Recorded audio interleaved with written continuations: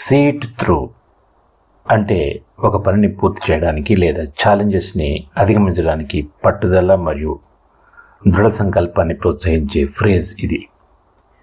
దీన్ని Edgar Albert guest రాశారు. Line by line explanation. First 2 lines. When you are up against a trouble, meet it squarely, face to face. అంటే జీవితంలో ఏదైనా సమస్య లేదా కష్టం ఎదురైనప్పుడు దాని నుండి పారిపోవడానికి ప్రయత్నించవద్దు అని కవి చెబుతున్నారు. బదులుగా సమస్యను నేరుగా ధైర్యంగా ఎదుర్కోండి. మీట్ ఇట్ స్క్వేర్లీ అంటే దాన్ని నిజాయితీగా మరియు ధైర్యంగా ఎదుర్కోవడం. ఫేస్ టు ఫేస్ అంటే భయం లేకుండా దాచకుండా సమస్యను ఎదుర్కోవడమని సూచిస్తుంది. లిఫ్ట్ యువర్ చిన్ and set your shoulders, plant your feet and take a brace. ఈ లైన్స్లో కవి మనం ఒక సమస్యను ఎదుర్కొన్నప్పుడు మానసికంగా మరియు శారీరకంగా మనల్ని మనం ఎలా సిద్ధం చేసుకోవాలో చెబుతున్నారు. ఇక్కడ లిఫ్ట్ యువర్ చిన్ అంటే ఆత్మవిశ్వాసంతో మీ తలని పైకెత్తి ఉండండి. సెట్ యువర్ షోల్డర్స్ అంటే నిటారుగా ఉండండి. ప్లాంట్ యువర్ ఫీట్ అంటే భయం లేదా సంకోచం లేకుండా దృఢంగా నిలబడండి. టేక్ ఏ బ్రేస్ అంటే యుద్ధానికి సిద్ధమవుతున్న సైనికుళ్ళ శారీరకంగా మరియు మానసికంగా ధైర్యంగా ఉండాలని పోయిట్ మనకు చెబుతున్నారు. When it's vain to try to dodge it, do the best that you can do.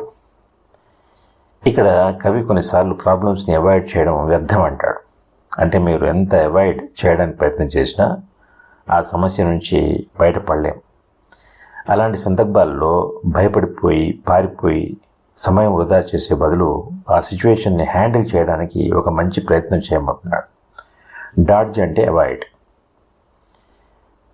You may fail but you may conquer, see it through. మనం సమస్యలను ఎదుర్కొన్నప్పుడు 2 రకాల ఫలితాలు ఉంటాయని కవి మనకు చెబుతున్నారు. మనం ఫెయిల్ కావచ్చు లేదా విజయం సాధించవచ్చు, కానీ మనం ప్రయత్నించకపోతే అది మనకు ఎప్పటికీ తెలియదు. ఇక్కడ విషయం ఫలితం కాదు, దాన్ని ఎదుర్కొనే ధైర్యం. Black may be the clouds about you and your future may seem grim. నీ చుట్టూ ఉన్న మేఘాలు నల్లగా ఉండవచ్చు, అంటే సమస్యలు అన్ని వైపుల నుంచి మిమ్మల్ని బ్లాక్ క్లౌడ్స్ లాగా చుట్టుముట్టవచ్చు. ప్రతిదీ చీకటిగా అనిపిస్తుంది, నీ భవిష్యత్తు అంధకారంగా అనిపిస్తుంది. ఇలా అనిపించినప్పుడు మనం ధైర్యంగా ఉండాలని దీని భావం. But don't let your nerve desert you, keep yourself in fighting trim. అంటే ధైర్యాన్ని కోల్పోవద్దని పోయిట్ ఇప్పుడు మనకు సలహా ఇస్తున్నారు. Don't let your nerve desert you అంటే భయం లేదా భయాందోళనలను ఆక్రమించుకొనివ్వకండి. ప్రశాంతంగా మరియు ధైర్యంగా ఉండండి. Keep yourself in fighting trim అంటే యుద్ధానికి సిద్ధంగా ఉన్న సైనికుల్లా మానసికంగా మరియు శారీరకంగా సిద్ధంగా ఉండడని ఈ లైన్స్ చెబుతున్నాయి. If the worst is bound to happen spite of all that you can do. అంటే మనం ఎంత ప్రయత్నించినా మనం ఎక్స్పెక్ట్ చేయనివి అప్పుడప్పుడు జరుగుతుంటాయని ఒప్పుకుంటాం. If the worst is bound to happen అంటే వైఫల్యం లేదా నష్టం ఖచ్చితంగా మనకు జరుగుతుందని అనుకున్నప్పుడు, spite of all that you can do అంటే మీరు ఎంత మంచి ప్రయత్నం చేసినా సరే ఆ సమస్య నుండి మీరు బయటికి రాకపోవచ్చు. అలాంటప్పుడు ఎలా రియాక్ట్ కావాలో నెక్స్ట్ లైన్స్లో తెలుసుకోవచ్చు.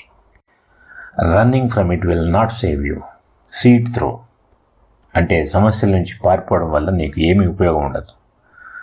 ఒక్కోసారి ఆ సమస్యలు ఇంకా ఎక్కువ కావచ్చు, కాబట్టి వాటిని ధైర్యంగా ఎదుర్కోవాలి.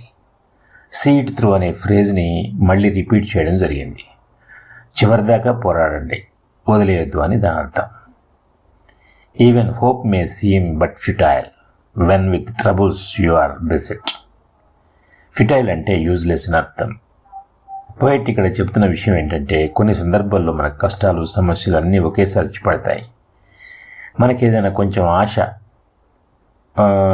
ఉన్నా కూడా అది యూజ్లెస్గా అనిపించవచ్చు. Even hope may seem but futile అంటే ఆశ ఉన్నంత మాత్రాన ప్రయోజనం ఉండదు అని అనిపించవచ్చు. When with troubles you are beset అంటే మీరు తలకిందులు ఎంతగా సమస్యలతో చుట్టూ ముట్టబడి ఉన్నా, అట్లా ఉన్నా కూడా మన ధైర్యాన్ని కోల్పోకూడదనే దీని అర్థం.